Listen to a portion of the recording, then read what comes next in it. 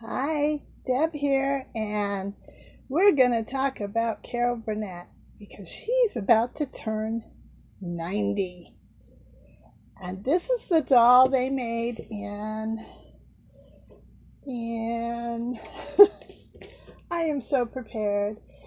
This is the doll they made in 2008, Mattel, of course, to commemorate the sketch that she did parodying Gone with the Wind and the dress that was made for Scarlett out of window curtains. I don't like sketches necessarily if they're parodies. I don't know why, but this thing made me laugh so hard I just couldn't stop laughing. It was so funny. The curtain rod dress has the curtain rod is still in it. This actual dress is in the Smithsonian. It was so funny and so iconic. I mean, not the one, I imagine the Scarlet one might be as well, but the one that Carol wore. It's so funny. I'm sure it's on YouTube.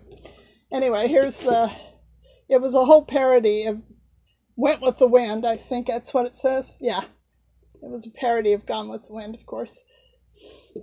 And this doll, I'm going to take her out of the box, but not off the cart, because it displays so well. And they made it hard to get this open, which, there it is.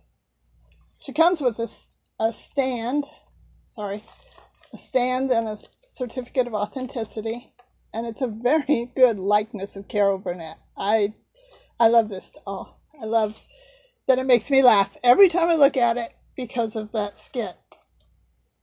And if I can find the link to the skit, I'll put it below, because you should see it. It's, of course, if you haven't seen Gone with the Wind, it's not really going to resonate with you.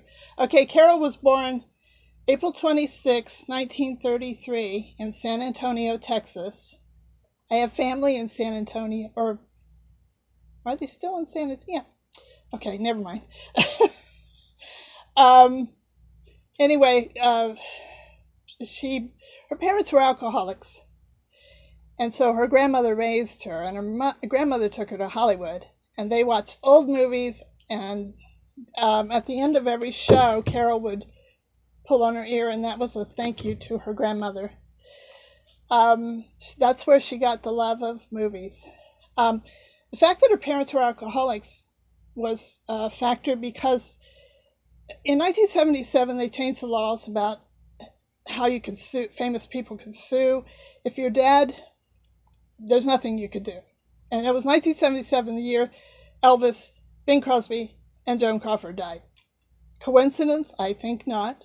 All those bad books started coming out. Anyway, if you were alive and you're a celebrity, even if you could prove it wasn't true, you had to prove it hurt you. And they wrote some kind of alcoholic brawl she was in. Of course, it wasn't true. But because her parents had been alcoholics, she was able to sue and win. And she gave the money to charities. So, anyway, she did a lot of television and Broadway. She was in Once Upon a Mattress. Then she was on the Gary Moore Show. That's where the charwoman character came from. Lucy was her mentor, Lucille Ball.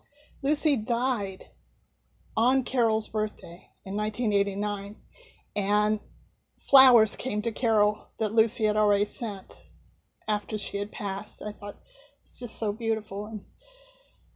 And she received the Presidential Medal of Freedom. She has 3 daughters. One, Carrie, she was a really talented young woman herself. She died of cancer in 2002, I believe. She's won 6 Emmys, 1 Tony, 1 Grammy, and 7 Golden Globes. She was a usher in a theater, and Strangers on a Train, the Alfred Hitchcock movie, was playing, and she wouldn't let people in at the very end because she didn't want them to see the end. She said, wait, it's a good movie. You need to see it from beginning to end. So she got fired right on the spot, and they tore the epaulets off her, uniform. So when she got her star on the Walk of Fame, she had him put it right outside that theater where she got fired. Perfect.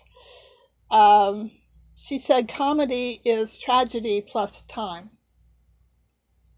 I think that's all I wanted to tell you. There's so much more about Carol Burnett. She's so talented and so sounds like a really good woman. So I hope you like this doll. I hope you enjoy. Like, comment, share, and subscribe. And check out Carol Burnett. She is hilarious. So next time, toodles.